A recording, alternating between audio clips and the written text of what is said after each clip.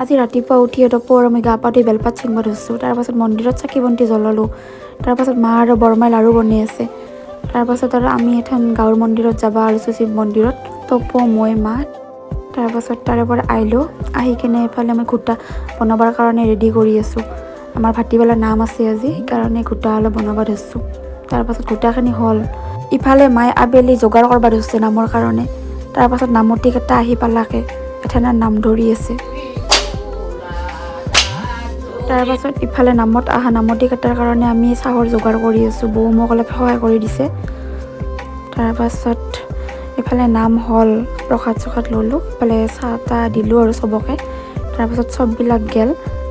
তাৰপাছত মই এই 108টা বেলপাত থৈ দিছিলোঁ ছিঙি ৰাতিপুৱাই, সেইকেইটা অলপ পাছত দিম। তাৰে আগতে পঞ্চামৃত ঢালিছোঁ শিৱলিংগত। তাৰপাছত আৰু এথেন বেলপাতখিনিও দিলোঁ। তাৰপাছত এথেন আৰু মই আপদ উদ্ধাৰ বা শিৱ স্তোত্ৰমখন পঢ়িলোঁ।